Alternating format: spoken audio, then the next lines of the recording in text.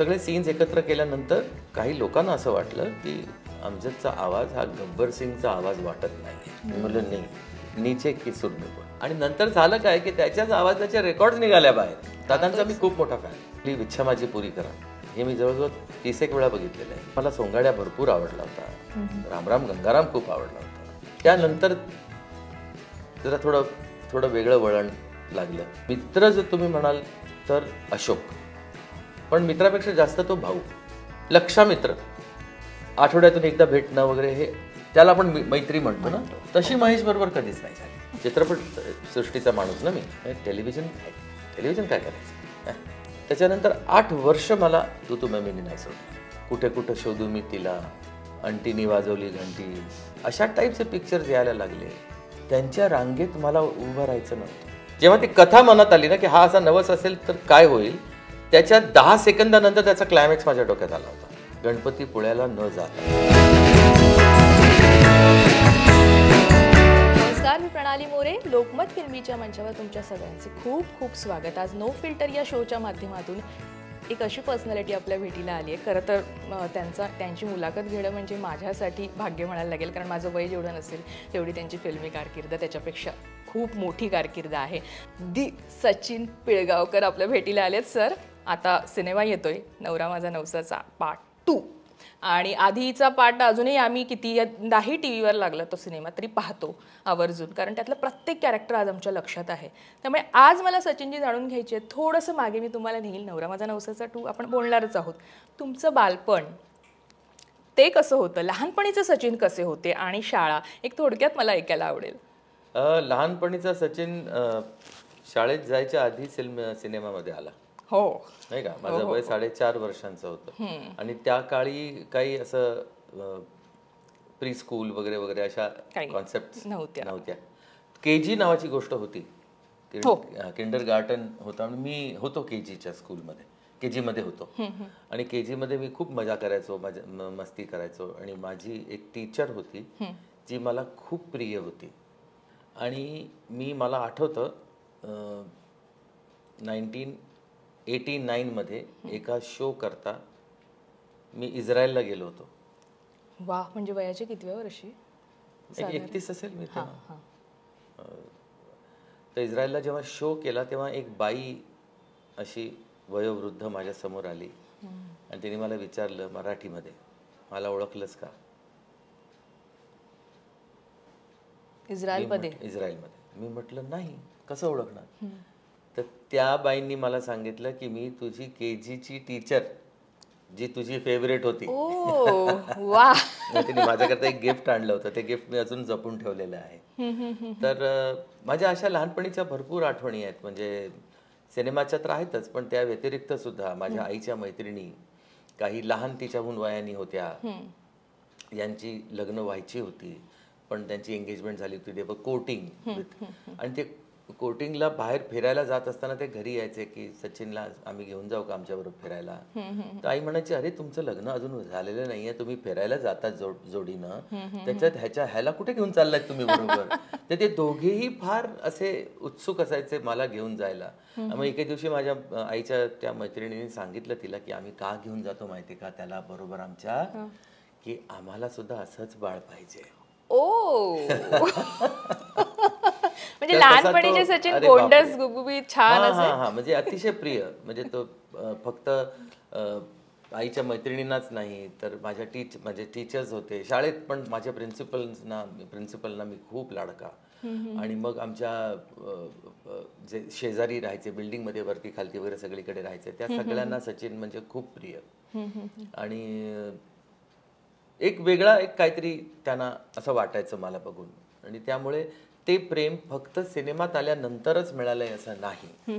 ते प्रेम सातत्याने मिळत राहिलेलं आहे, मिळत गेलेलं आहे, आणि ज्याच्याकरता मी परमेश्वराचा आभारी आहे. निश्चित.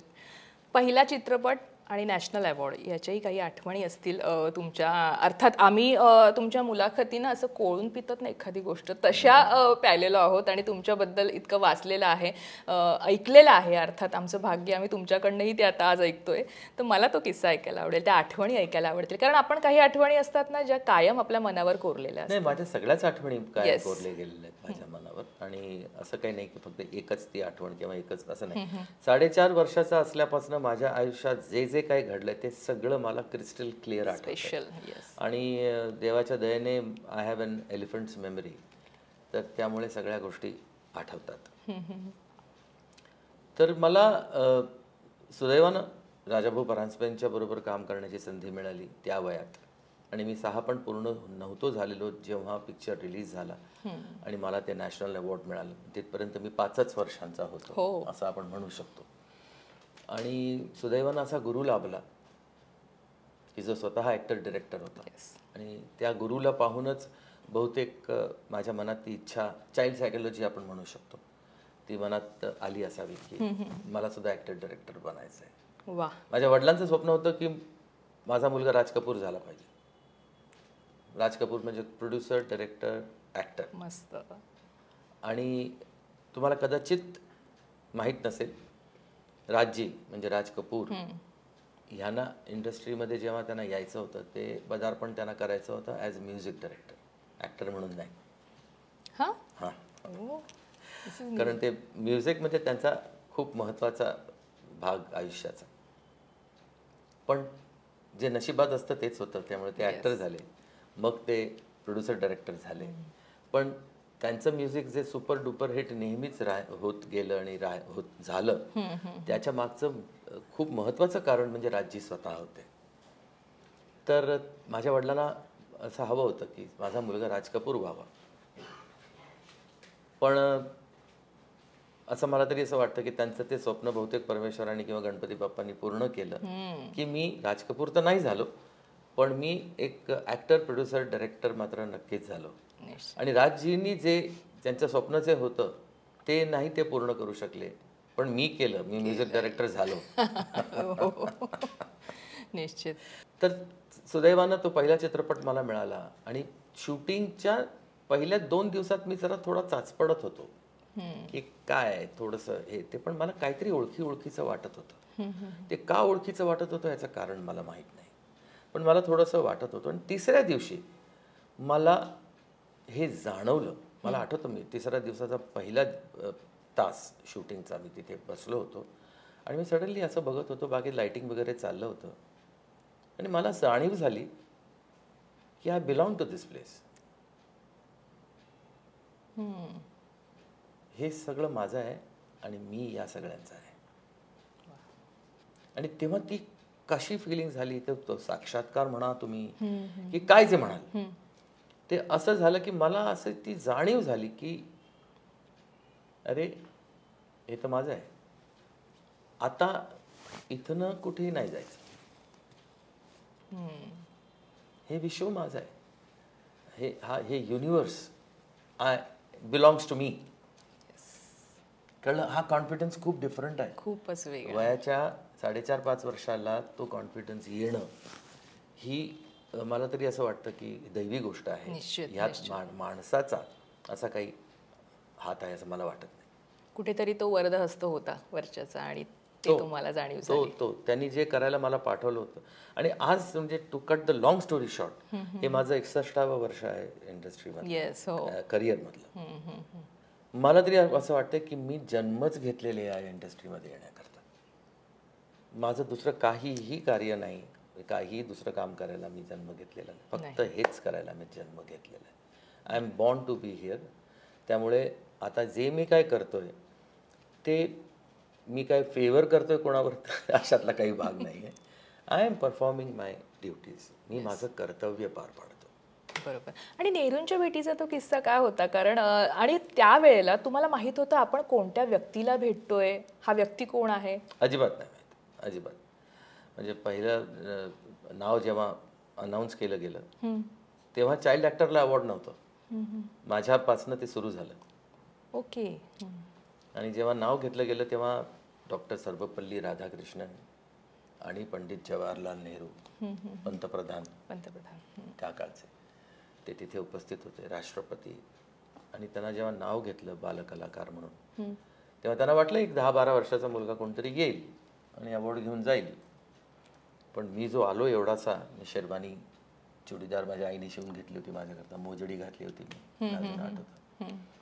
आणि मी स्टेजवर आलो. बरं, एक दिवस आधी त्याची रिहर्सल असते, कारण प्रोटोकॉल सांभाळायला लागतो. बरोबर. तर त्यामुळे इथून यायचं, हे घ्यायचं, इथनं जायचं, बाकी काहीही करायचं नाही, हे सगळ्यांना ताकीद दिली गेलेली असायची. तशी माझी पण रिहर्सल झालीच होती. आणि तेव्हा अनाउन्समेंट करायला 2 व्यक्ती अत्यंत महत्त्वाच्या होत्या. एक जयराजजी, जे सिनियर ॲक्टर होते आपले, आणि डेव्हिड साहेब. हे दोघं तिथे अनाउन्समेंट करतात, ज्याला आपण सूत्रसंचालन. तर रिहर्सल झाली आणि ज्या दिवशी ते होणार होतं तेव्हा माझे आई वडील वगैरे तिथे बसले होते, त्यांच्याबरोबर मी होतो. आणि माझं जेव्हा नाव अनाऊन्स झालं त्यांना वाटलं की 10-12 वर्षाचा मुलगा येईल, पण मी आलो आणि त्यांनी मला बघतच बसले दोघंही माझ्याकडे की हा कोण आला एवढा टिटुरडा. मी आलो, मी त्या अवॉर्ड घेतला, त्यांना नमस्कार केला. पंडितजींना पण असं नमस्कार करून जात होतो. पंडितजी असे बघत होते माझ्याकडे. जाताना त्यांनी हाक मारली मला, सुनो. थांबलो मी, या गेलो जवळ. त्यांनी मांडीवर बसवलं, स्वतःच्या जॅकेटमधलं गुलाबाचं फूल काढलं, माझ्या शेरवानीला लावलं, सांगितलं जाओ बहुत बडे बनो. आणि मी असा निघून आईकडे गेलो, परत आई वडिलांकडे. आई रडत होती, तर मला कळे ना ही रडते का. मी तिला म्हटलं की चांगलं चांगलं झालं, तू रडते का. पण ते मला समजलं नाही तेव्हा, आनंदाश्रू, की काय तिला ते आनंद वाटला होता, ज्या प्रकारे ते सगळं घडताना तिने पाहिलं होतं. आणि तिने हे ठरवलं होतं की एकच पिक्चर करायचं सचिननी, त्याच्यानंतर सिनेमात काम नाही करायचं. त्यांनी शिक्षण पूर्ण करायचं, उच्च शिक्षण घ्यायचं आणि एखादी छानशी मोठी नोकरी करावी, 9 to 5 जॉब करावा आणि एक मोठा ऑफिसर बनावं, म्हणजे असा बॉसच्या खुर्चीवर बसावं. ठीक आहे, तेवढंच काही शिक्षण माझं मी करू शकलो नाही, पण बॉसच्या खुर्चीवर तर बसलो ऑफकोर्स. पण मग तेव्हा मी गेलो आईकडे, तर त्या क्षणी आईने तो निर्णय बदलला. त्या क्षणी तिने सांगितलं की नाही बेटा, तू कर काम, तुला जितकं करायचं आहे तितकं कर, तू बहुतेक याच करता जन्म घेतलायस. तर तो क्षण माझ्या आयुष्याचा मी विसरू नाही शकत. त्या एका दिवसात, त्या एका प्रसंगात भरपूर काही घडून गेलं माझ्या आयुष्यात.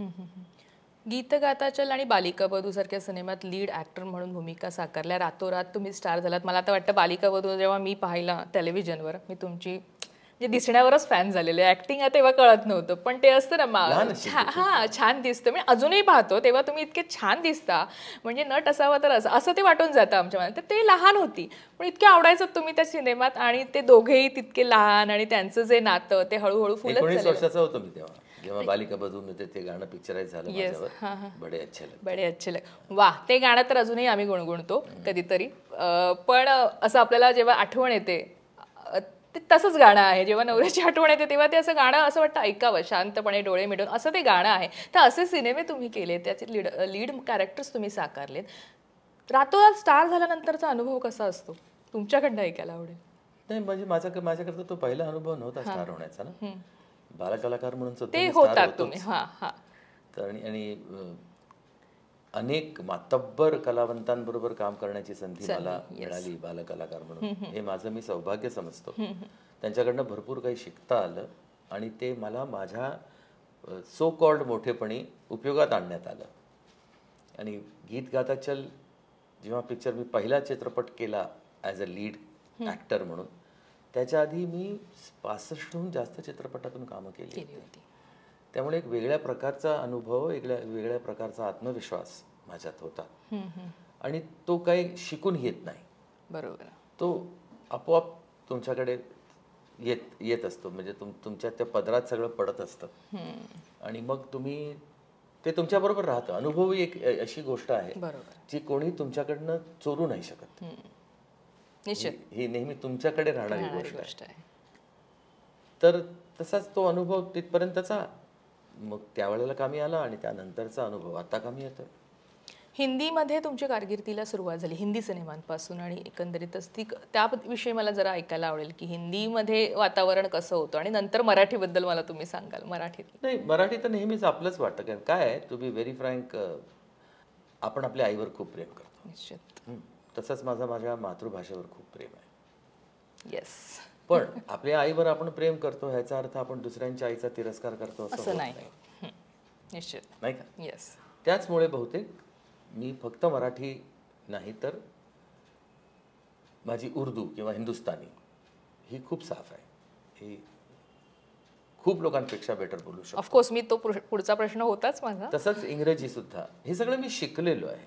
हे शिकून आलेल्या सगळ्या गोष्टी आहेत. आणि त्यामुळे जितकी हे बघा, भाषेवर प्रभुत्व असणं हे तुमच्या कॉन्फिडन्सला अजून वाढवतं. निश्चित. आणि जर नसेल तर तुम्ही शोधत राहता आणि तुमचा तो शोध जो आहे, तुम्ही चाचपडत राहता, तुमचा तो स्ट्रगल दिसून येतो. मग तुम्ही वैयक्तिक आयुष्यात सुद्धा जेव्हा कोणाशी बोलत असता तेव्हा सुद्धा तो दिसून येतो. कॅमेरासमोर जेव्हा तुम्ही उभे असतात तेव्हा सुद्धा तो दिसतो. येस.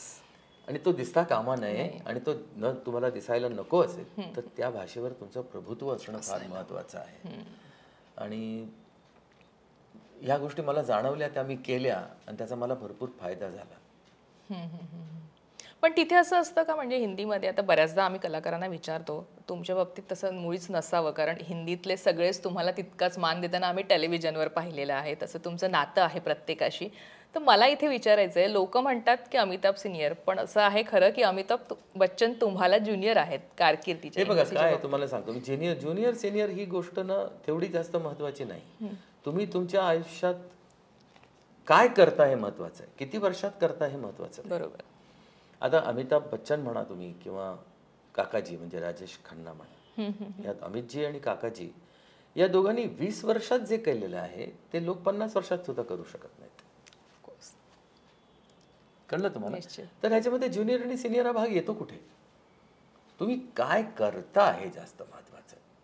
किती वर्षात करता हे महत्वाचं तेवढं नाहीये. वर्ष पण महत्वाची आहेत, ती साजरी करण्याकरता महत्वाची आहेत, पण मानण्याकरता तुम्हाला तुमची कृती ही जास्त महत्वाची. निश्चित. निश्चित. अमिताभ बच्चन सर आणि तुमचं नातं कसं आहे नेमकं? आमचं दोघांचं नातं खूप चांगलं आहे. म्हणजे इतर लोक त्यांना अमितजी म्हणतात, काही लोक बच्चन साहेब म्हणतात, मी त्यांना भाई म्हणतो. आणि हे आमचं ते सगळं सुरू झालं सत्य पे सत्तामुळे. त्यापासून त्या आधी पण आम्ही कामं केली आहेत, नाही असं नाही. आम्ही शोलेमध्ये होतो आणि त्याच्यानंतर त्रिशूलमध्ये पण होतो. पण सत्य पे सत्तामध्ये तो एक रॅप वेगळा झाला. आणि पण मी जयाजींच्या जास्त जवळ आहे. जयाजींच्या बरोबर एकही सिनेमात काम नाही केलं. जया बच्चन यांची खूप भीती वाटते, पण खूप स्ट्रिक्ट आहेत त्या. आहेत ना, असाव्यात ना. काय त्याच्यामध्ये रॉंग काय? प्रत्येकाचा माझ्याशी तर खूपच गोड आहे, because I am her blue eyed boy. ते माझे खूप लाड करतात. आणि बहुतेक काही वेळेला ते अमितजींना आवडत नाही. कधी कधी ते म्हणतात, ये जया के दहेज में आया है. त्यांना कदाचित हे असं वाटतं की हिच्या जवळ खातो तेवढा, माझ्या का नाही, असं पण त्यांना वाटू शकत असेल कदाचित. पण एनिवे तो रॅपो असतो ना एकमेकांचा. आम्ही एकत्र काम केलं, पण तेवढी जवळीक नाही जेवढं न काम करता जयाजींच्या बरोबर जवळीक आहे. तुम्हाला कळतंय मी काय? तर त्या हिशोबाने पण आम्ही एकत्रच आहोत सगळे. म्हणजे आम्ही कुठे असे एकमेकांची दूर आहोत किंवा असं काही नाही. शोलेचा अनुभव कसा होता? आणि असं आम्ही ऐकलंय की तुम्ही शोलेसाठी असिस्टंट डिरेक्टर म्हणूनही काम केलं. मी सेकंड युनिटमध्ये डायरेक्शन डिपार्टमेंटमध्ये काम केलं. असिस्टंट डिरेक्टर म्हणून नाही काम केलं मी सेकंड युनिटमध्ये ॲक्शन सिक्वेन्सेसला रमेशजींना रेप्रेझेंट केलं. कारण रमेशजी तिथे उपस्थित नव्हते. तर रमेशजींना अशी काही लोक हवी होती की जी चित्रपटाशी निगडीत आहेत. अदरवाईज जी बाकीची टीम होती त्यांचं कनेक्शन चित्रपटाशी नव्हतं, त्यांचा अनुभव चित्रपटाचा नव्हता, या चित्रपटाचा तो भाग होणार होता. तर त्यांना असं वाटलं की 1-2 तरी माणसं अशी असावी की ज्यांना चित्रपट काय आहे हे माहिती आहे, मला काय हवं आहे ते माहिती असावं, अशी 2 माणसं तरी तिथे असावी. तर या पूर्ण युनिटमध्ये बेकार आम्ही दोघंच होतो, एक अमजद आणि एक मी. कारण त्या व्यतिरिक्त आम्ही दुसरं काहीच करत नव्हतो. तर त्यांनी आम्हाला आणि माझा इंटरेस्ट पण डिरेक्शन डिपार्टमेंटमध्ये त्यांनी पाहिला होता. माझं काय, I was 17 years old that time. हो. तर त्यांनी मला आणि अमजदला दोघांना बोलवलं की करोगे, रिप्रेझेंट करोगे मुझे. आता अजून ह्याच्यापेक्षा जास्त अजून काय पाहिजे होतं, ड्रीम कम ट्रू. मी म्हटलं हां जरूर करेंगे. आम्ही दोघांनी मिळून मग सेकंड युनिटला त्यांना रेप्रेझेंट केलं. तिथे डायरेक्टर पण होते मोहम्मद अली नावाचे, ॲक्शन डायरेक्टर अझीम भाई होते, आणि त्याच्यानंतर हॉलिवूडवरनं पण जिम अँड जेरी नावाचे ॲक्शन डिरेक्टर्स आले होते. तर म्हणजे फक्त आम्ही दोघंच नव्हतो, ही सगळी टीम होती. आणि त्या टीम बरोबर आम्ही दोघं जण रमेशजींना रिप्रेझेंट करत होतो. पण शोले बनताना तो इतका सुपरहिट होईल म्हणजे अजूनही लोक थिएटरमध्ये जाऊन पाहतील लागला तर इतका तो गाजेल वाजेल हे त्यावेळी प्रत्येक नटाला पिक्चर मोठा होणार एवढं मात्र नक्कीच माहिती होतं. कारण ज्या प्रकारे तो ज्या दिमाखात रमेशजींनी तो चित्रपट बनवला, तर काय शोले हा चित्रपट पूर्णतः रमेश सिप्पी या माणसांनी डिरेक्ट केलेला आहे, बनवलेला आहे, आणि त्यांच्याच व्हिजननी या सगळ्या लोकांनी काम केलं आहे, आम्ही लोकांनी काम केलं आहे. म्हणजे त्या लोकांनी सगळ्यांनी म्हणजे कोण, even writers for that matter, even music director, even तुमचा लिरिसिस्ट, फक्त ॲक्टर्स नाही. बरोबर. तर अशा सगळ्या लोकांनी रमेशजींच्या व्हिजनला समोर ठेवूनच काम केलेलं आहे. गब्बर सिंग सोबत तुमची गट्टी जोरदार जमली होती. डबिंगचा काही किस्सा आहे त्यावेळेस? आम्ही काय दोघं जण एकत्रच असायचो, आणि मग आम्ही एकत्र काम पण केलं मग सेकंड युनिटमध्ये. तर त्यामुळे एक वेगळा रॅपो झाला आमचा, आणि तो रॅपो शेवटपर्यंत होता.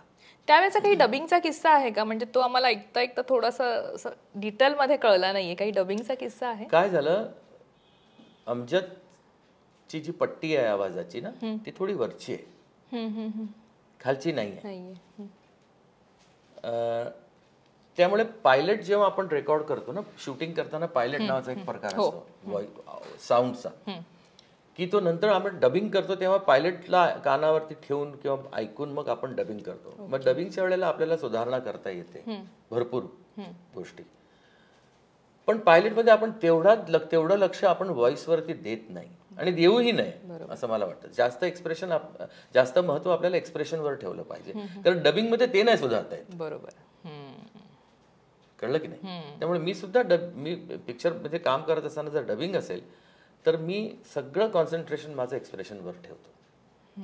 व्हॉइस आपल्याला नीट करता येणार आहे. बरोबर. तर त्यावेळेचे सगळे सीन्स एकत्र केल्यानंतर काही लोकांना असं वाटलं की अमजदचा आवाज हा गब्बर सिंगचा आवाज वाटत नाहीये, तो थोडासा पातळ वाटतोय, थोड्याशा वरच्या सुराचा वाटतोय. त्यामुळे काही लोकांनी रमेशजींना सुचवलं की आपण दुसऱ्या कोणाकडनं तरी डबिंग करून घेऊया. अच्छा. आणि ते जर झालं असतं तर अमजदची करिअर फिनिश झाली असती. हो.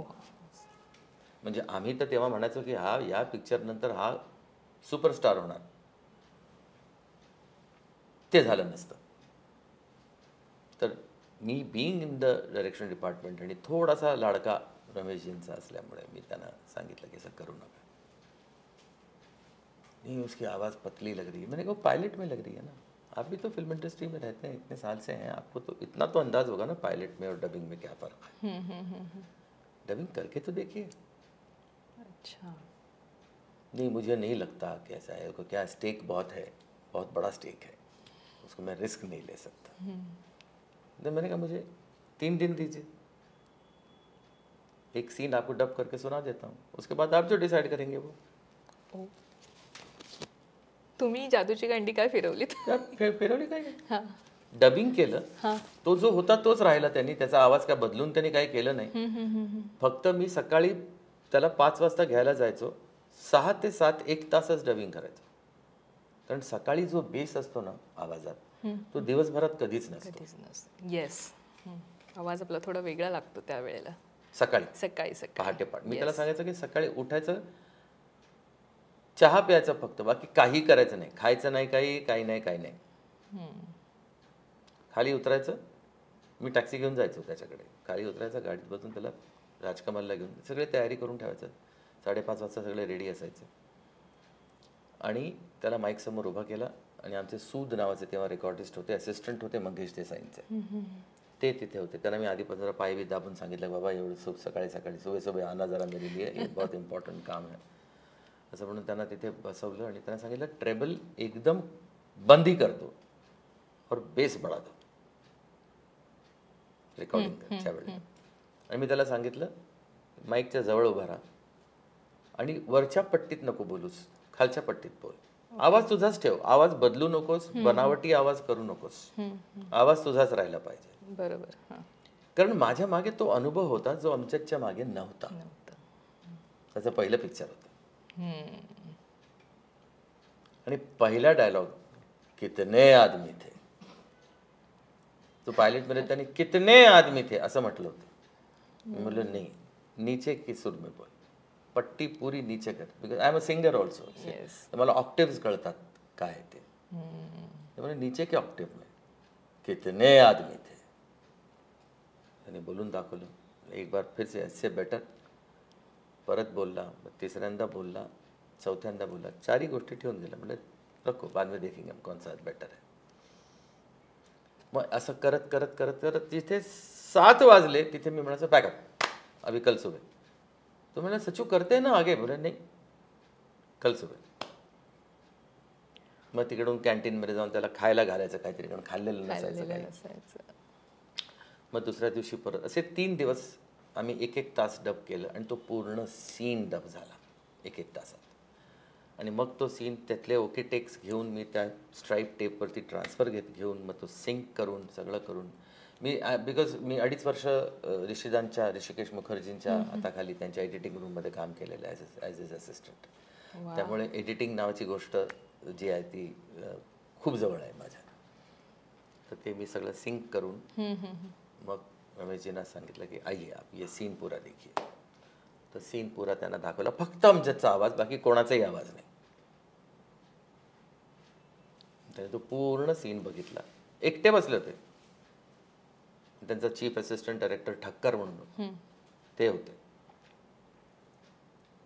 पूर्ण सीन बघितला, परत लाईट लागली. आता बघितलं मी त्यांच्याकडे काय बोलतायत काय ते. सचिन एक बार फिर से दिखाओ. परत रिवाइंड केलं, लावलं त्यांनी ऑपरेटरनी, परत दाखवलं. विचार केला ते एक बार फिर से दिखाओ म्हणाले. परत रिवाइंड करून परत लावलं. परत त्यांनी तो पूर्ण सीन परत तिसऱ्यांदा बघितला. परत लाईट लागले. अमजद डब करेगा असं उठून निघून गेले. मी ताबडतोब फोन केला. तेव्हा तर नव्हता मंजू तिथे, म्हणजे अमजद नव्हता. मग त्याला मी फोन केला. राजकमलच्या त्या ऑपरेटरकडे जाऊन तिथे ते ऑफिस होतं त्यांचं, तिथून लँडलाईन लावायला लागायचा नंबर सांगून. तर मी नंबर सांगितला, त्याला फोन केला आणि त्याला सांगितलं की तू डब करेगा. तो ये असं त्याने केलं ते. आणि नंतर झालं काय की त्याच्याच आवाजाच्या रेकॉर्ड्स निघाल्या बाहेर. हो, त्याचेच डायलॉग्स लोक रेकॉर्ड्स विकत घेऊन घेऊन ऐकायला लागले. तेव्हा तर काय कॅसेट वगैरे गोष्ट नव्हती तेव्हा त्या काळी. नाही सॉरी होती कॅसेट होती आपल्या त्या कॅसेट ज्याला रील असायची. हा म्हणजे छोट्या कॅसेट छोट्या त्या होत्या. शोलेच्या वेळेला त्या होत्या. पण रेकॉर्ड्सचं जरा प्रभुत्व जास्त होतं, डिमांड जास्त होती. रेकॉर्ड्स निघाले. पॉलिडॉरनी रेकॉर्ड्स काढले होत्या फक्त शोलेच्या डायलॉग्सच्या. पण आता जेव्हा कारण दुसरं हे पण होतं की शोलेचं पिक्चर सुपरहिट झाला होता, गाणी तेवढी हिट नव्हती झाली आणि गाण्यांचा रेकॉर्डचा सेल जास्त नव्हता. म्हणून त्यांनी हे डायलॉग सकट जेव्हा गाणी त्याच्यात घालून रेकॉर्ड केलं त्याचा सेल खूप झाला. वा. हो. पण मला वाटतं आत्ता जेव्हा पुन्हा आम्ही सगळे किंवा आपले प्रेक्षकही शोले पाहतील तेव्हा तुम्ही सांगितलेला हा अनुभव आमच्या स्मरणात राहील आणि आम्ही त्या अनुषंगाने पुन्हा तो डायलॉग ऐकू कदाचित. संजीव कुमार हे एक मोठं नाव आणि सर्वात आधी म्हणजे मला ते हँडसम हिरो म्हणून म्हणजे बॉलिवूडचे म्हणून खूप आवडतात आजही त्यांचे सिनेमे पाहताना. त्यांच्यासोबतही तुमची खूप जवळकी होती आणि त्यांच्या शेवटच्या काळातही तुम्ही त्यांच्या सोबत होतात असं काही आम्ही ऐकलंय. हो, शेवटच्या काळात म्हणण्यापेक्षा I was the first person to see him gone.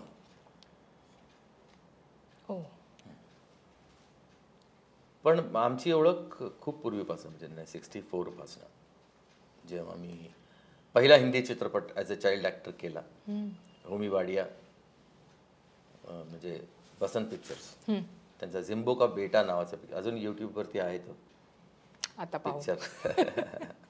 Zimbo finds a सन या नावाने आहे. तर तो चित्रपट सुरू होता. त्याचबरोबर त्यांचा अजून एक चित्रपट होता निशान म्हणून, ज्याच्यात हरिभाई होते. तर त्यांचं शूटिंग एकत्र चालायचं त्या चित्रपटाचं. तेव्हापासून आमची ओळख. आणि त्यांनी खूप लाड केले माझे.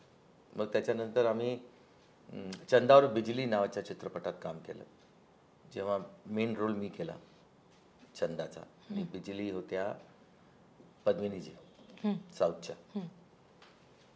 तर पद्मिनीजींच्या अपोजिटचा जो रोल होता तो हरिभाईने केला, जो सेकंडरी रोल होता.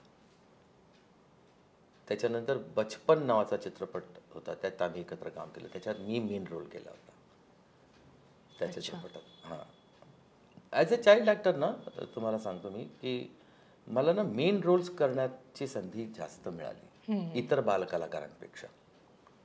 नाहीतर बालकलाकार म्हटलं तुम्ही तर कोणाच्या हिरोचं लहानपण किंवा हिरोचा भाऊ किंवा हिरोईनचा भाऊ अशाच प्रकारचे रोल्स मिळतात.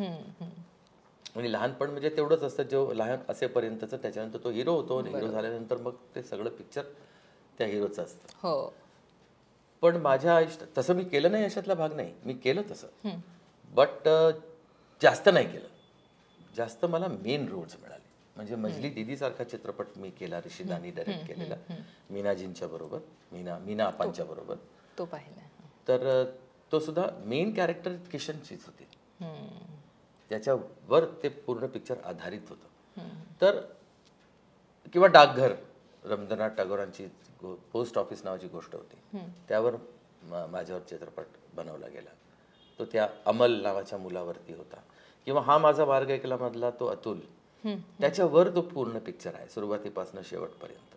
तर मला संधी मेन रोल्स करण्याची भरपूर मिळाली. तर त्यामुळे एक वेगळा कॉन्फिडन्स माणसाला येतो. आणि हरिभाईंनी त्या गोष्टी एक्सपिरियन्स केलेल्या होत्या माझ्या बरोबर. तर त्यामुळे he was very happy to see me grow.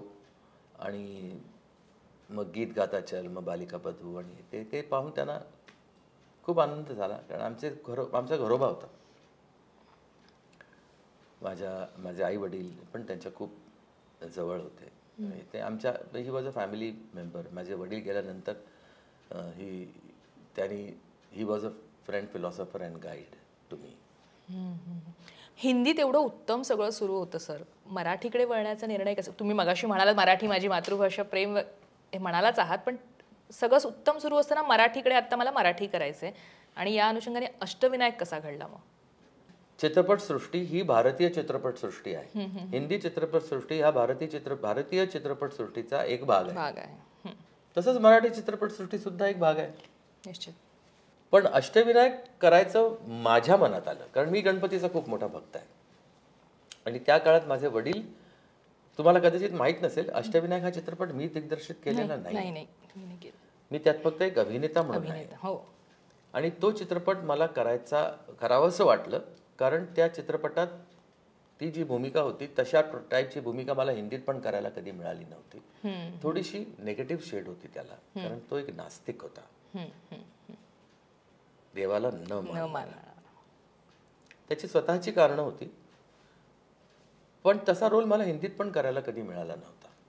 म्हणजे निगेटिव्ह शेडचा रोल मला करायला कधी मिळाला तर 2015 साली जेव्हा रिलीज झालं पिक्चर कट्यार काळजात घुसली. हो, सुपर्ब. म्हणजे खलनायक म्हणून त्याच्या आधी मला करायलाच मिळाला नव्हता ना रोल, की जे लोकांनी जे पाहिलेलं नाहीये माझ्याकडनं, त्यांना मिळालेलं नाहीये, तसं देण्याची इच्छा प्रत्येक कलावंताला असते. आणि त्यावेळेला जी गोष्ट मी सगळी ऐकली, मला तो रोल खूप आवडला. म्हणून मी माझ्या वडिलांना सांगितलं की मी रोल करेन. ते म्हणाले तू करशील, तुझ्याकडे वेळ कुठे आहे? म्हटलं मी काढीन, पण आपण करूया. आणि म्हटलं पिक्चर पण मोठं होईल. बरोबर. म्हणून मी म्हटलं आपण करूया. आणि घरचंच प्रोडक्शन होतं ना, त्यामुळे मी ते सांगू शकलो. इतराला कोणाला जाऊन मी सांगणार की मी करतो म्हणून. निश्चित. आणि गणपती बाप्पा इज गणपती बाप्पा म्हणजे. आणि बरं गंमत काय होती की मी आणि वंदना पंडित त्या चित्रपटातली हिरोईन आणि मी नास्तिक असा रोल करत होतो. पण वैयक्तिक आयुष्यात एकदम उलट होतं. म्हणजे मी देवभक्त होतो आणि ती कम्प्लीट नास्तिक होती. अरे, हे कोणालाच माहित नाहीये. त्यामुळे ती जास्त गंमत आली त्या चित्रपटात काम करायची. पण मला आनंद आहे की मी त्या चित्रपटाचा भाग आहे. निश्चित. नवरी मिळे नवऱ्याला मला तुम्हाला सांगायला आवडेल की मी थिएटरमध्ये पाहिलं आहे. मी लहान होते, पण तो पाहिलेला चित्रपट तेव्हाचे ते क्षण अजूनही मनावर कोरले गेले. ते गाणं लागलं की थिएटरमध्ये नाचायचं. म्हणजे हे आता मी तुम्हाला सांगते. तिथून दिग्दर्शनाची तो सिनेमा दिग्दर्शित करणं, त्यातली गाणी, त्याची कथा, हे सगळं इतकं भारी आहे की म्हणजे त्याने एक उंची गाठलेली आहे. ते सगळं मला ऐकायला आवडलं की ते कसं थोडक्यात की कसं घडलं ते सगळं. गमतीशीर घडलं सगळं. आणि इट्स अ लॉंग स्टोरी तसं पाहायला गेलं तर. सुदैवानं घडलं जे काय घडलं ते. आणि सुदैवानं मला माझी नवरी मिळाली. हो, ते महत्त्वाचं. सर्वात जास्त महत्त्वाचं ते माझ्याकरता. आणि त्यानंतर ती जी जोडी सचिन सुप्रिया ही घरोघरी, जसं मी हा माझा मार्ग केल्यामध्ये काम केल्यानंतर उभ्या महाराष्ट्राने मला दत्तक घेतलं होतं, तसंच नवरी मिळे नवऱ्याला या चित्रपटानंतर पूर्ण महाराष्ट्राने आणि त्यानंतर भारताने या जोडीला आपल्या घरची जोडी असंच मानलं आणि आजही मानतायत. तर त्यामुळे नवरा माझा नवसाचा पण आम्ही जेव्हा 2005ला रिलीज केला होता जानेवारीमध्ये, तेव्हा सुद्धा लोकांनी तसंच ते डोक्यावरती घेतलं होतं की हा नवरा. आता माझी टायटल्स थोडे म्हणजे हळूहळू खरी ठरत गेली. त्यातलं नवरा माझा नवसाचा एक टायटल पण आहे, फक्त नवरी मिळे नवऱ्याला नाहीये.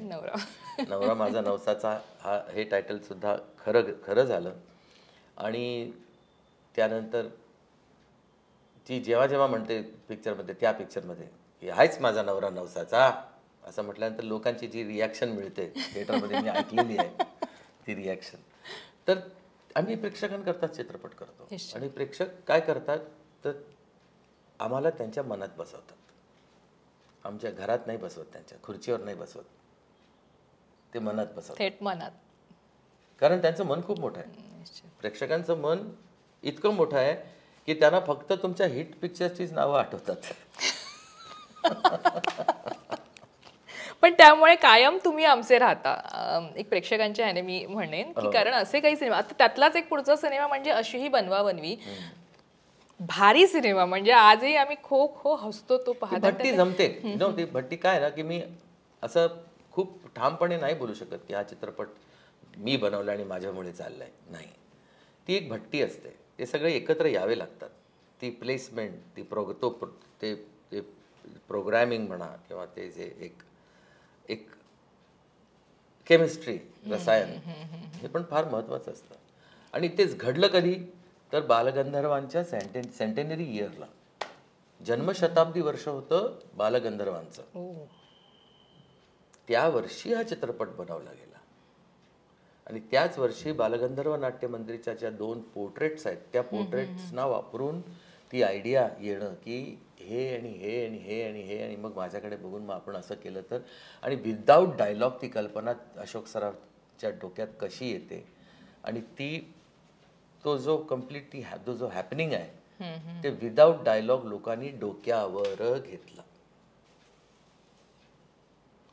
म्हणजे मी आता एक वाक्य पुढे जोडणार होती की खरं तर अशी बनवा बनवी म्हणजे मराठीतला शोले. बरंच लोक म्हणतात की अरे असा सिनेमा अनेक वर्षातनं एकदा बनतो आणि असा बनलेलाच नाही, की त्याचे काय म्हणतात पार्ट 1 पार्ट 2 यावे असं पण लोकांना वाटत नाही, कारण ही लोक नसणार ना त्याच्यात, मग आम्हाला दुसऱ्या कोणाला बघायचं नाहीये. एक्झॅक्टली. आणि करू पण नाही. म्हणजे ज्या कोणाला करायचं असेल ना त्यांना मी ॲडवाईस देईन की करू नका.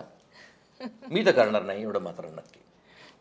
निश्चित. अशी बनवणीच्या काही अशा आठवणी ज्या तुम्हाला आज लक्ष्मीकांत बेर्डे आपल्यामध्ये नाही तर अशा काही आठवणी? लक्षाला मी खूप मिस करतो.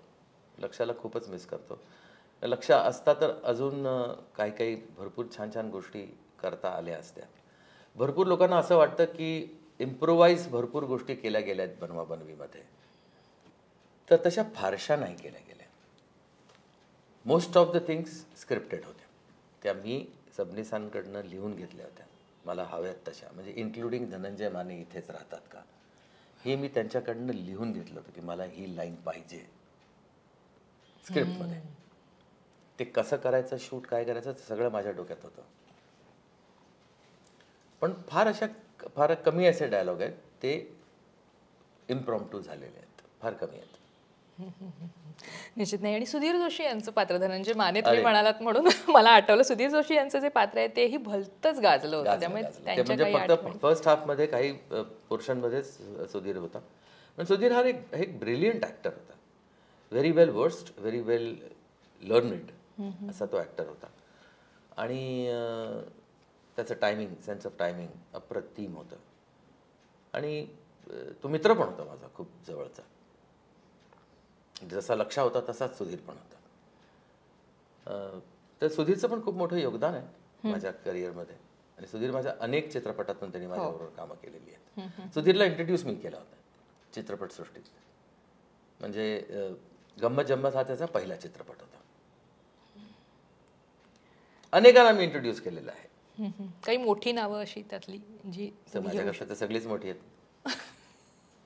बोलण्यात म्हणजे सांगाल इथे एक दोन नावं? एक दोन नावं सांगायची झाली तर सुप्रिया पिळगावकर, श्रिया पिळगावकर, सोनू निगम,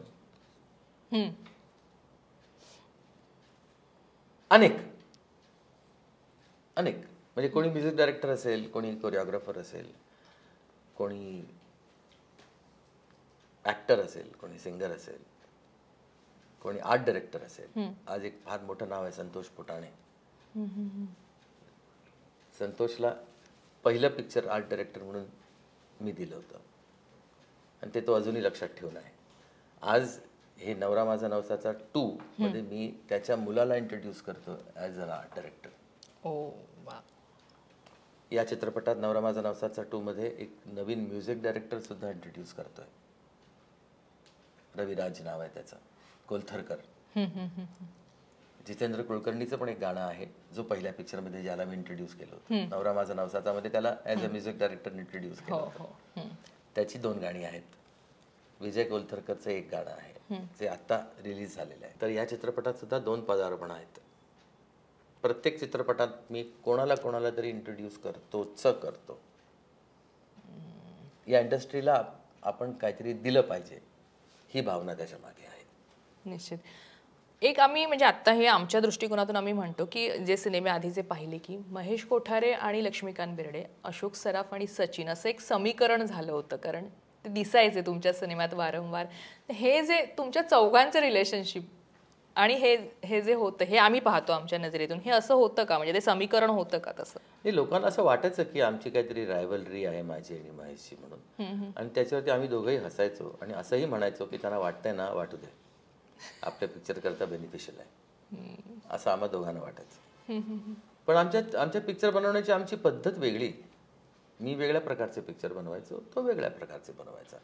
आमच्या शैलीमध्ये डेफिनेट एक अंतर होतं. आणि ते असल्या स्वतःचं काहीतरी, आपलं स्वतःचं पण काहीतरी असलं पाहिजे की नको. बरोबर. तर ते त्याचं होतं. त्याचेही चित्रपट मला भरपूर आवडायचे आणि माझेही चित्रपट त्याला खूप आवडायचे. पण आम्ही दोघं मग आपापल्या परीनं लढायचो. निश्चित. पण मला इथे विचारायचं आहे, तो सुवर्ण काळ होता म्हणजे दादा कोंडके, महेश कोठारे, सचिन पिळगावकर, म्हणजे एकापेक्षा दादा कोंडके नंतर आम्ही आलो. दादा कोंडके आमच्या आधी होते. पण तो जो एरा होता, दादांचा मी खूप मोठा फॅन.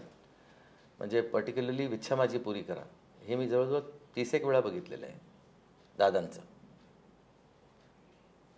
30 वेळा? हो, 30 वेळा बघितलेलं आहे. फार मोठा फॅन दादा कोंडकेचा. चित्रपटात पण मग मला सोंगाड्या भरपूर आवडला होता.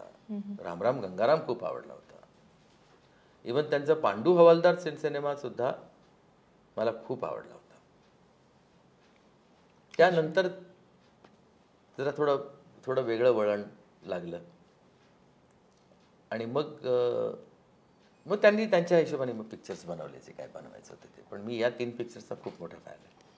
महेश कोठारेंच्या सिनेमांविषयी तुम्ही म्हणाला, त्यांचाच आवडलेला चित्रपट? सर्वात बेस्ट पिक्चर महेश आतापर्यंतचा. थरथराट खूप छान पिक्चर बनवला.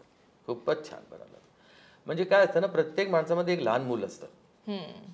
त्या लहान मुलाला आपल्याला एंटरटेन करता आलं पाहिजे. तर माझ्यातलं जे लहान मुलं आहे त्याला थरथराट खूप आवडलं होतं. आणि तुम्ही चौघेही असे खास मित्र होतात नाही. आहात असे नाही, होतात? नाही. टू बी व्हेरी फ्रँक, कारण आम्हाला वाटतं असं पाहून नाही, आम्ही एकत्र आहोत डेफिनेटली, आणि आमच्यात भरपूर चांगली अंडरस्टँडिंग आहे आणि रिस्पेक्ट आहे.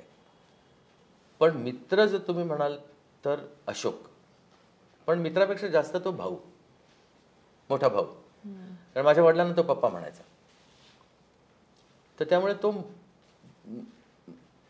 मोर than a friend, he is a brother to me. लक्षा मित्र, तो पण वयाने मोठाच होता माझ्यापेक्षा, पण अशोक एवढा नाही, पण तो मित्र. कारण मग ते भेटणं, कनेक्शनमध्ये राहणं, कनेक्टेड राहणं, तसं महेशचं नाही. कारण आम्ही एकत्र कधीच काम नाही केलं ना आधी. आता 2010 साली जाऊन आम्ही तो आयडियाची कल्पना नावाचा चित्रपट केला, बट आठवड्यातून एकदा भेटणं वगैरे, हे त्याला आपण मैत्री म्हणतो ना, तशी महेश बरोबर कधीच नाही झाली.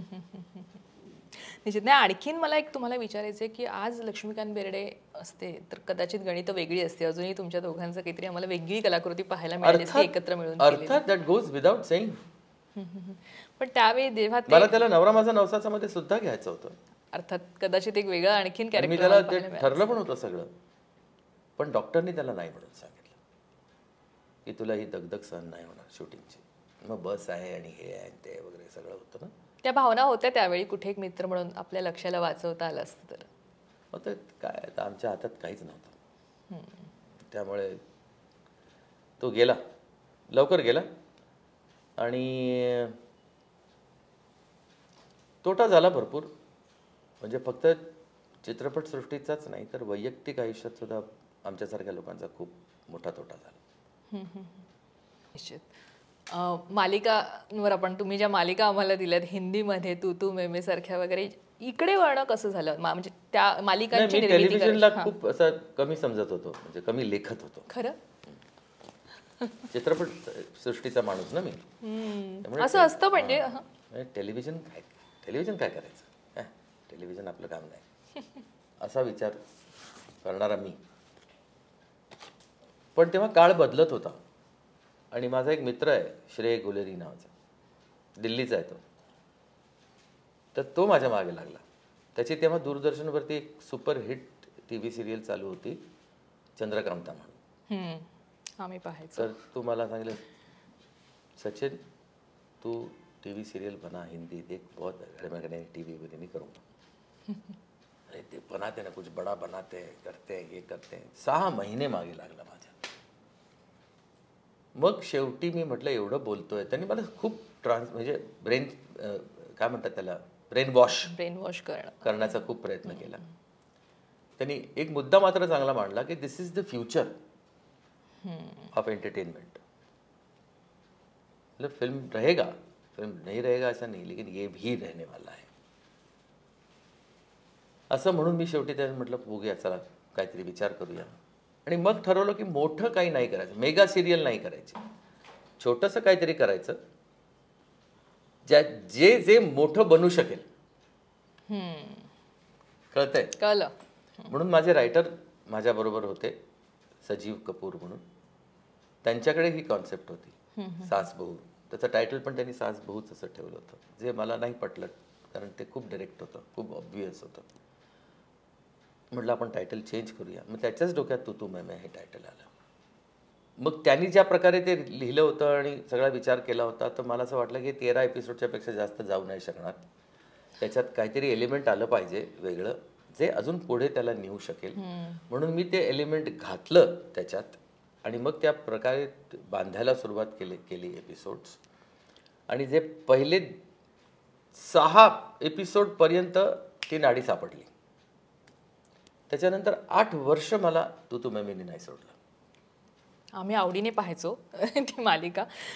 पण मला तुम्हाला विचारायचं की आजच्या ज्या मालिका बनत आहेत त्याविषयी, त्या तुम्ही पाहता का? त्यांचं तुमचं मत काय? आणि तुम्ही पुन्हा आमच्यासाठी एखादी अशी पुन्हा मालिका बनवणार? मग मी नाही बनवू शकत. त्याचं कारण असं, मी डेली सोप बनवणारपैकी माणूस नाही. डेली सोप म्हटलं की मग तुम्हाला ते ताणावं लागतं, ओढावं लागतं, पाणी घालावं लागतं.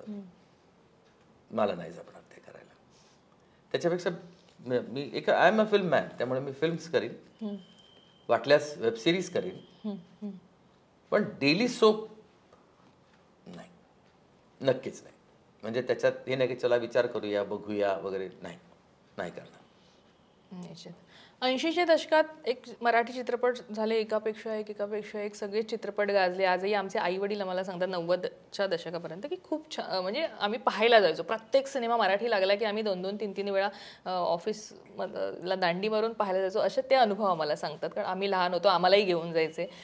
पण 90च्या नंतर कुठे असं वाटतं का कुठेतरी मराठी चित्रपटसृष्टी हळूहळू मागे पडत होती किंवा पडू लागली? नाही, काय तसं झालं, का झालं? नाही नाही, तसं काय झालं तुम्हाला मी सांगतो की वेगळ्या प्रकारचे प्रोड्युसर्स आले जे रेग्युलर नव्हते प्रोड्युसर्स. मग मी सुद्धा बाहेर पडलो ना. म्हणजे मी 12 वर्ष चित्रपटच नाही बनवला. याचं कारण की अशा टाईपचे पिक्चर्स यायला लागले. कुठे कुठं शोधू मी तिला, हां, अंटीनी वाजवली घंटी, आणि हो, असे वेगवेगळ्या अशा टाईपचे पिक्चर्स, त्यांच्या रांगेत मला उभं राहायचं नव्हतं. कारण मी एक माझी स्वतःची जागा निर्माण करून ठेवली होती, फक्त इंडस्ट्रीत नाही तर प्रेक्षकांच्या मनात सुद्धा. तर या लोकांच्या बरोबर मी का उभं राहू? हे जेव्हा स्वरूप बदलेल तेव्हा मी बनवीन पिक्चर. नाही बदललं, नाही बनवणार पिक्चर, असं समजून मी बाहेर पडलो. पण बाहेर पडलो असं म्हणून नाही पडलो की माझ्याकडे आता TV सिरियल आली आहे किंवा तू मेमे माझ्या हातात आहे म्हणून मी हे करणार नाही, असं नव्हतं. मी आधी बाहेर पडलो आणि मग तू मेमे आली माझ्याकडे. ते सुदैवाने तसं झालं. किंवा मी हे करत नव्हतो तर निदान मी हे करण्यात बिझी होतो आणि त्याच्यात मला सॅटिस्फॅक्शन होतं, आनंद होता, आणि ते मी करत गेलो. आणि शेवटी मग 2004 साली माझ्या डोक्यात आलं की आता बाबा भरपूर झालं, टेलिव्हिजन होतंय, करत राहू, सगळं करू, पण निदान एक पिक्चर तरी बनवू. म्हणून मी नवरा माझा नवसाचा चित्रपट बनवला. तिथेच मी येणार होते आता, बरोबर आपला तिथे कट झाला. नवरा माझा नवसाचा पार्ट 1. म्हणजे मी जसं पहिल्यांदा तुम्हाला म्हणाले की पारायणं केली आहेत या सिनेमाची आम्ही, आता 2G सुद्धा करू पुढे. पण पहिला पार्ट बनवताना त्यातलं प्रत्येक कॅरेक्टर असं होतं ना की जे आजही आमच्या लक्षात आहे. सतीश तारे आपल्यात नाही आहेत, पण त्यांचं कॅरेक्टर आठवलं की आम्ही खो अजूनही हसतो. माझ्या टीममध्ये ॲक्टिंग करूनही करणारी बरेच आहेत त्या कॅरेक्टरवरनं. म्हणजे आत्ता त्या पार्ट 2 येतोय म्हणून काही आठवणी आम्ही जागा करतो पार्ट 1च्या, की हे असेल का, ते असेल का, ही उत्सुकता आहे आम्हाला. पण पहिल्या पार्टविषयी बोलूया की त्यातलं प्रत्येक कॅरेक्टर जे होतं ना ते मला वाटतं तुमच्याच डोक्यातनं आलं असणार आणि तुम्ही ते कसं पेरलं असणार प्रत्येक. नाही, माझ्या डोक्यातनं ती कथा आली बेसिकली. पण ती कथा माझ्या डोक्यात आली 1982 मध्ये, जेव्हा मी कोल्हापूरला शूटिंग करत होतो. 1982? हो. हा नवस असा असला तर काय होईल, असं माझ्या डोक्यात 82ला आलं. आणि मग त्याच्यावर मी काम करत गेलो मनातच. पण जेव्हा ती कथा मनात आली ना की हा असा नवस असेल तर काय होईल, त्याच्या 10 सेकंदानंतर त्याचा क्लायमॅक्स माझ्या डोक्यात आला होता. गणपतीपुळ्याला न जाता. गणपतीपुळे देऊळ कसं आहे, काय आहे, मला फक्त ऐकून होतो मी की समुद्र किनारा आहे आणि त्या समुद्र किनाऱ्याला लागून एक देऊळ आहे गणपतीपुळ्यात, ते गणपतीपुळ्याच्या गणपतीचं. तर तो क्लायमॅक्स मी तसा माझ्या डोक्यात आला आणि मी म्हटलं ठीक आहे, बघूया कधी काय करायचं. मी प्रयत्न भरपूर केले, तो चित्रपट मला बनवायचा होता, पण सगळे प्रोड्युसर्स जे होते माझे ते नाही म्हणायला लागले की नको बनवूया आपण हा चित्रपट, का तर खर्चिक होईल खूप जास्त. मग ड्रॉइंग रूम कॉमेडी त्यांना पाहिजे होती, ती स्वस्त्यात बनते, कारण 26 मेन कॅरेक्टर्स आणि वगैरे वगैरे, म्हणजे यू नो तामझाम कसा असतो होताच आणि मोठा, तर तसं नको करूया. 4 ते 6 प्रोड्युसर्सने नाही म्हटलं मला. मग मी तो विषय सोडून दिला. मग माझे पिक्चर्स करत राहिलो, हे ते वगैरे करत करत करत जेव्हा 12 वर्ष चित्रपट नाही केलं तेव्हा म्हटलं आता चित्रपट बनवूया आपण. मग काय करायचं, तर मी म्हटलं तो एक सब्जेक्ट माझ्या डोक्यात आहे अजूनपर्यंत, जो 82ला आला होता, त्याच्यावरती काहीच कोणी काही केलं नाही, मी काहीच नाही केलं, मग तो आपण हाताळून पाहूया का. मग मी संतोष पवारला बोलवलं त्याच्याबरोबर ते लिहायला सुरुवात केली. हे ते करत करत करत संतोषने पण काही काही कॅरेक्टर्स खूप छान त्याच्यात आणल्या. जो एक नवरा, त्याच्या 2 बायका, ही कॅरेक्टर माझी होती. कंडक्टर ही कॅरेक्टर माझी होती. त्याच्याबरोबर ती विजय होती, ती कॅरेक्टर माझी होती. मधुराणी प्रभुलकर. हां. नंतर ती कोल्हापुरीण बाई होती, म्हातारी. पण आम्हाला ही एक आर्टिस्ट सापडली. थोडे केस असे छोटे होते आणि हे ते. म्हटलं हिला पारसी बाबाजी हे केलं तर, बाई केली तर. संतोष म्हणाला चांगलं वाटेल. म्हणून मी त्या हिशोबाने लिहितो मग पारसीच्या हिशोबाने. मग ती आर्टिस्टवरनं आम्ही तिला कोल्हापुरीच्या जागी आम्ही पारसी बाई केलं. आणि ती प्रदीप पटवर्धन यांचं कॅरेक्टर होतं, त्याला 2 बायका दाखवल्या. येस, 2 बायका. तर ते पहिल्यापासून होतं माझ्या डोक्यात की आपण असे कॅरेक्टर हे ठेवूया. आणि मग तो शेवटी बाबू कालिया म्हणून तो कळेल लोकांना की हा बाबू कालिया आहे. तिथपर्यंत कोणाला काही डाऊट येणार नाही.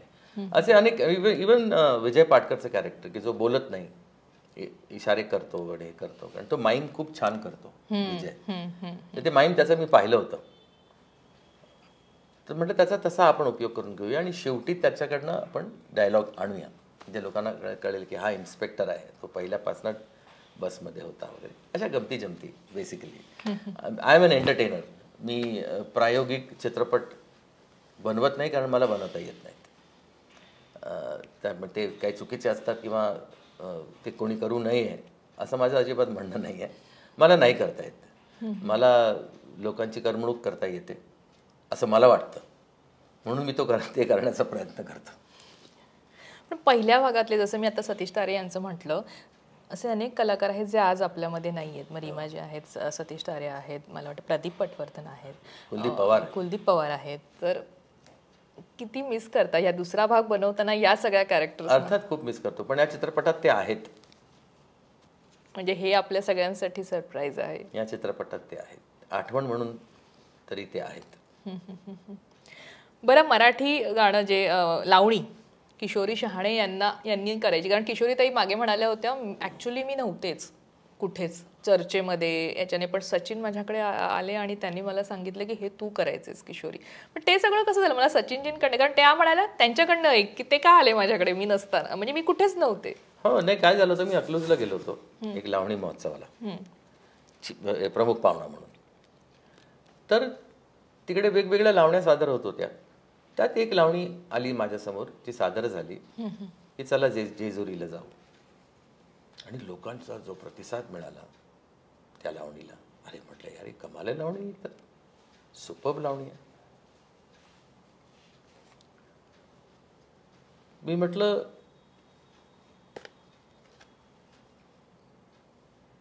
कुठली असेल काय असेल काही माहीत नाही. मग अजून काही लावण्या झाल्या. मग अजून एक फड होता, त्यांनी पण तीच लावणी सादर केली, त्याला पण तसाच प्रतिसाद.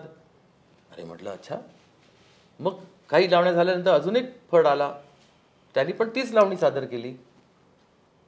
तर मी विचारलं माणसाला, म्हटलं हे वेगवेगळे फड, ते 3 फडांनी ही लावणी सादर केली, म्हणजे आहे कोणाची लावणी? म्हणाले कोणाचीच नाही आहे, तसं पाहायला गेलं तर ही पारंपरिक लावणी आहे.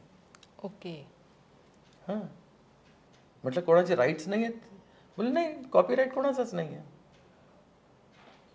म्हटलं बरं. म्हटलं मला हे एका कॅसेटमध्ये तुम्ही करून द्याल? हे हो करून देतो म्हणाले ते. त्यांनी करून दिलं मला. मग मी ती लावणी घेऊन जितेंद्र कुलकर्णीकडे गेलो. मी म्हटलं मला ही लावणी पाहिजे, आपण उत्तराताईंकडनं ही लावणी गाऊन घेऊया. त्याचं इंटरल्यूड म्युझिक सुद्धा तसंच आहे जसं त्या वेळेला होतं, कळलं. आणि अंतरे सुद्धा 2च ठेवले, बाकीचे काही अंतरे त्यांनी नवीन लिहिले होते, ते थोडेसे पॉलिटिकल होते, त्याची मला गरज नव्हती. मला फक्त जेजुरी, चला जेजुरीला जाऊ, हा जो फील आहे ना, भक्तिरसाची लावणी आहे ती. आणि माझं पूर्ण पिक्चर भक्तिरसाचं आहे. कॉमेडी जरी असलं तरी सुद्धा ते भक्तिरसाचं आहे पिक्चर. तर त्यात लावणी सुद्धा मग कुठली तरी अशी नखरेल लावणी वगैरे नको होती मला. बरोबर. भक्तिरस जर मिळत असेल मला तर मग माझ्या चित्रपटात ती जाऊ शकते. मग ती लावणी मी विचारलं त्याला, तो म्हणाला आपण करूया. मग मी संतोषला बोलवले, म्हटलं आपण असा एक ट्रॅक टाकूया की बस थांबते, नादुरुस्त होते, मग अशोकला ते ढोलकीचा आवाज येतो आणि मग तो जातो आणि मग ते सगळे पैसे उडवतो, मग ती बाई कशी ती परत देते. एक मिनी लव्ह स्टोरी म्हणून आपण त्याचा वापर करू शकतो. आपल्याला एक ब्रेक पण मिळेल. तो म्हणाला आयडिया खूप छान आहे. मग ती रेकॉर्ड करायला मी त्याला दिली. म्हटलं तू तयारी करून ठेव. मग मी किशोरीकडे गेलो की म्हटलं तू हे करायचंच असं मला वाटतं. तू आत्तापर्यंत स्क्रिप्टमध्ये नव्हतीस पण आता आहेस. पण त्यावेळेला बऱ्याच इतरही अभिनेत्री होत्या म्हणजे किशोरीला मी इंट्रोड्यूस केलेलं आहे. हो. हां, किशोरी आमच्या घरची ॲक्टर आहे आणि ती अप्रतिम डान्सर आहे आणि मला ती दिसली करताना, तर त्यामुळे मी तिच्याकडे गेलो. त्यावेळेला खूप सरप्राईजेस तुम्ही आम्हाला दिले होते, जसं किशोरीताईंचं आत्ता आपण म्हटलं की त्या गाण्यातनं त्या दिसल्या. जॉनी लिव्हर होते, त्यांचं रॅप होतं. सोनू निगम होते, त्यांचं गाणं होतं. या सिनेमात असे काही सरप्राईजेस आहेत का? हिंट द्या. नाही, सरप्राईजेस नाही आहेत, पण हे पिक्चरच नवरा माझा नवसाचा 2 बाय इटसेल्फ एक सरप्राईज आहे. यात ॲडॉन्स आहेत. म्हणजे नवरा माझा नवसाचा 2 आपण जे 2 म्हणतो याचा अर्थ फक्त दुसरा भाग आहे असं नाही. तिथे एक कपल होतं पहिल्या पिक्चरमध्ये, इथे 2 कपल आहेत. त्यामुळे इट इज नवरा माझा नवसाचा 2. इथे दुसरं कपल जे आहे ते ॲडॉन आहे. म्हणजे आता त्या चित्रपटात आम्ही दोघं नवरा बायको तर होतोच, पण आम्हाला बाळ नव्हतं. आता ह्या चित्रपटात आम्हाला एक मुलगी आहे जी लग्नाच्या वयाची आहे, जी हेमल इंगळे तो रोल करते. हेमल आहे, जी आम्हाला मुलीसारखीच आहे, ती तो रोल करते. आणि तिने एक मुलगा शोधलाय, तो रोल स्वप्नील जोशी प्ले करतोय. आणि मग या प्रवासात आधी ते दोघंच होते फक्त, आता हे 4 आहेत. आणि यावेळेचा प्रवास जो आहे तो बसचा नाहीये. ते मी विचारते. स्वप्नील तुम्ही नाव घेतलं, स्वप्नीलचं आणि तुमचं एक खास बॉन्डिंग आहे, तुम्ही त्याला मुलगाच मानता. अर्थात. तर त्या बॉन्डिंग विषयी पुन्हा आम्हाला ऐकायला आवडेल, कारण बऱ्याच प्रेक्षकांना कदाचित माहित नसेल तुमचं बॉन्डिंग. माहिती आहे, सगळ्यांना माहिती आहे, त्यामुळे आम्हाला आवडेल. हो, आमचं एक वेगळंच नातं आहे पहिल्यापासून. म्हणजे तो जेव्हा चाइल्ड ॲक्टर होता त्याच्यानंतर त्यांनी जे सुरुवात केलं होतं काम करायला, हतकर्दी 1998 पासनं तो आमच्या खूप जवळ आहे. म्हणजे तो लहानाचा मोठा झाला, म्हणजे we have seen him growing. आणि मला अभिमान आहे आज तो ज्या पोझिशनला आहे त्याने स्वतः ती कमवलेली आहे. एक सुपरस्टार म्हणू शकतो आपण मराठीचा तो. आणि मला आणि सुप्रियाला आणि आम्हा सर्वांना त्याबद्दल खूप आनंद आहे. खूप संस्कारी मुलगा आहे.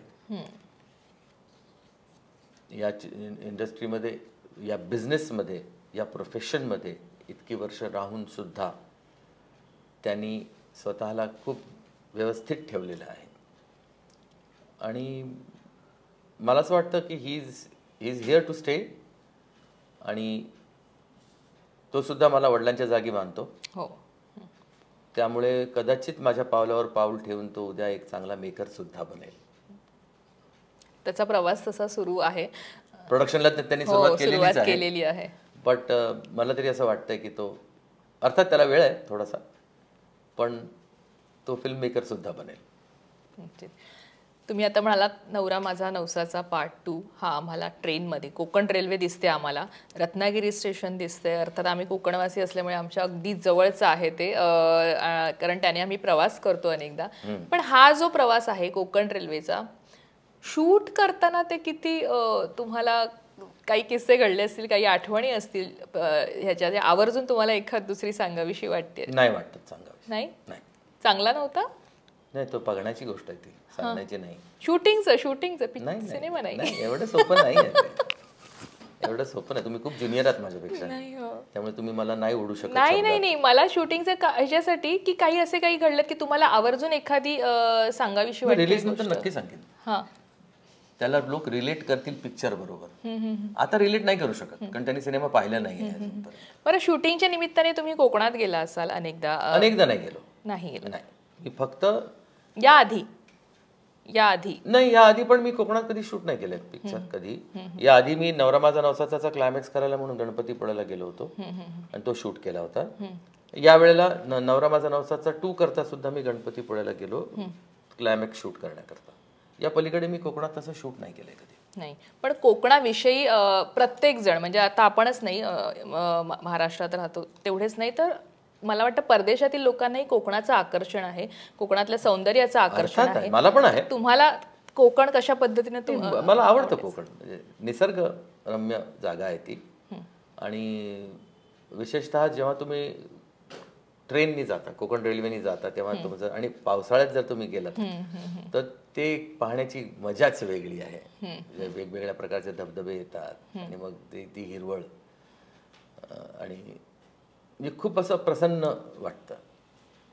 कोकणात सुद्धा जे पर्टिक्युलरली आपले रत्नागिरीचे आंबे, आंब्याच्या सीझनला मग ते ओले काजू आणि मग ते रस्ते आणि गणपतीपुळ्याच्या जवळचे म्हणजे गणपतीपुळ्याचा समुद्रकिनारा सुद्धा आणि मग तो आरे वारे पण आणि इतर किनारे पण समुद्रकिनारी जे आहेत ते इतके सुंदर आहेत ना, म्हणजे डोळे भरून पाहावं असं वाटतं या सगळ्या गोष्टी, आणि या सगळ्या गोष्टींचा आस्वाद घ्यावा असं वाटतो.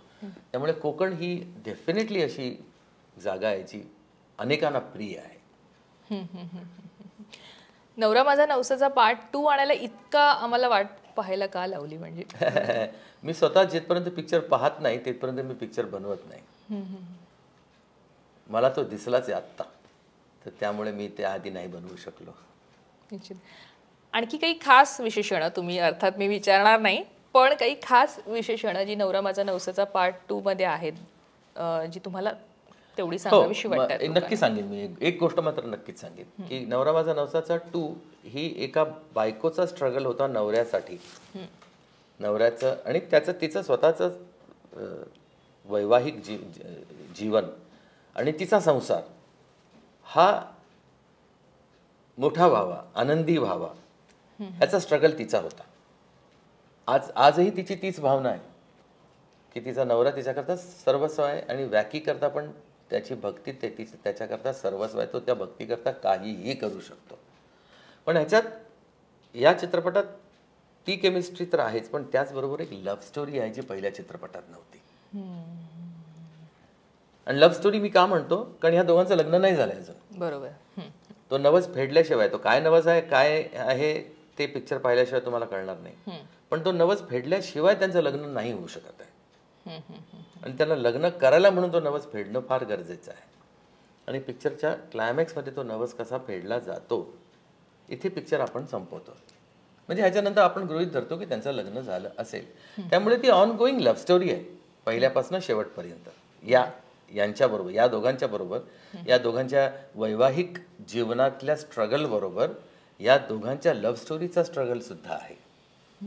आणि त्या गोष्टीला, त्या स्ट्रगलला गणपती बाप्पा कसा आशीर्वाद देतो शेवटी, कारण गणपतीचा आशीर्वाद मिळेपर्यंत नवरा माझा नवसाचा 1 असो किंवा 2 असो किंवा 3 असो कंप्लीट होऊ शकत नाही. तर तो आशीर्वाद कसा मिळतो, आणि तो आशीर्वाद यावेळेला फक्त या दोघांना नाही तर या 2 लवर्सना सुद्धा मिळतो. यांच्या लव्ह स्टोरीला सुद्धा मिळतो, त्यांच्या स्ट्रगलला सुद्धा मिळतो. निश्चित. आता घरातच मला वाटतं तुमच्या सगळेच कलाक्षेत्रातून आहेत, सुप्रियाताई, तुम्ही, श्रिया. मला एक विचारायचं, श्रिया आणि तुम्हाला आम्ही एकत्र पाहिलंय, पण आता श्रिया ज्या पद्धतीनं काम करते, तिने ज्या पद्धतीनं उंची गाठली, अर्थात आम्हाला सगळ्यांना तो अभिमान आहे की श्रियाने एक वेगळं आपलं असं, सचिन पिळगावकर यांची मुलगी म्हणण्यापेक्षा श्रिया आता श्रिया पिळगावकर म्हणून खास ओळखली जाते. तिने स्वतःची आयडेंटिटी क्रिएट केली आहे हिंदी इंडस्ट्रीमध्ये. पण पुन्हा ह्या चित्रपटाच्या निमित्ताने अनेकांच्या मनात येते की श्रियाला कुठे का नाही घेतलं, किंवा श्रिया दिसणार आहे का, किंवा श्रियाला घेऊन करण्याचा काही विचार आहे का? नाही, सध्या तरी नाही, कारण ती खूप बिझी आहे तिच्या कामांमध्ये आणि मला तिला डिस्टर्ब नाही करायचं आहे. तिने स्वतःचं एक स्थान निर्माण केलेलं आहे, कमवलंय. हो, तर तिला त्याच्यात एन्जॉय करू दे ना. फक्त ती माझी मुलगी आहे म्हणून तिला आणणं हे गैर आहे असं मला तरी वाटतं. आणि जेव्हा अशी वेळ येईल तेव्हा आम्ही एकत्र पुन्हा काम करू. आणि या सिनेमाच्या निमित्ताने तुमच्या तिघांची कशी चर्चा व्हायची घरामध्ये? सॉलिड. म्हणजे श्रियानी मला खूप मदत केली आहे या चित्रपटासाठी. राईट फ्रॉम म्हणजे बिगिनिंगचा तिचे ओपिनियन्स तर महत्त्वाचे होतेच होते, पण त्याबरोबर तिने पर्टिक्युलरली फिल्म कम्प्लिशन नंतर मार्केटिंगमध्ये खूप जास्त तिने इन्व्हॉल्वमेंट तिची दाखवलेली आहे. आमची सगळी जी टीम आहे ती फक्त मीच हेड करत नाही तर ती पण करते आणि त्यामुळे तिचे इनपुट्स माझ्याकरता या चित्रपटाच्या मार्केटिंग करता रिलीज करता खूप महत्त्वाचे आहेत. शी इज अ पार्ट ऑफ नवरा माझा नवसाचा 2. फक्त ती ॲक्टर म्हणून नाही आहे. निश्चित. आणि आम्ही खूप मला वाटतं वाट पाहतोय सिनेमाची आणि आता जितकं काही आम्हाला कळलंय मी काढून घ्यायचा प्रयत्न तुमच्याकडनं नव्हते करत पण मला काही किस्से ऐकायचे होते की धमाल शूटिंगचे. उत्सुकता असणं क्युरिओसिटी असणं हे साहजिक आहे मला तरी असं वाटतं आणि ते फक्त तुम्हालाच नाहीये मला असं वाटतं अनेकांना आहे. पण त्याचं उत्तर मी नक्कीच ते चित्रपट पाहिल्यानंतर जर दिलं तर त्यांना त्याचा आस्वाद जास्त घेता येईल कारण त्यांना रिलेट करता येईल त्यांनी जे पाहिलंय त्याच्याबरोबर. निश्चित. आणि अर्थातच नवरा माझा नवसाचा पार्ट 2 आपल्या भेटीला येतोय आणि पुन्हा एकदा बरेच सरप्राइजेस असणार आहेत. आणि जसं मी म्हटलं तसं पहिला सिनेमा आपण पारायणं केली आहेत, दुसऱ्या पार्टची देखील आपण पारायणं करू आणि ही आमच्यासाठी मोठी मेजवानी असेल तुमच्याकडनं. मी ह्यांना काहीतरी सांगू इच्छितो. सांगू का? हो निश्चित. सर्वांना एक गोष्ट प्रामुख्यानं सांगायची आहे की 20 सप्टेंबर 2024 साली आम्ही सर्व आमचा हा नवा कोरा चित्रपट तुमच्याकरता घेऊन येत आहोत. नवरा माझा नवसाचा 2. तो आवर्जून पहा तुमच्या जवळच्या चित्रपटगृहात आणि जर जमलं तर थिएटरला ट्रेननी जा. निश्चित. आणि तुम्ही इथे आलात इतका वेळ दिलात त्याबद्दल आम्ही खूप खूप लोकमत फिल्मीतर्फे तुमचे आभारी आहोत. गणपती बाप्पा मोरया.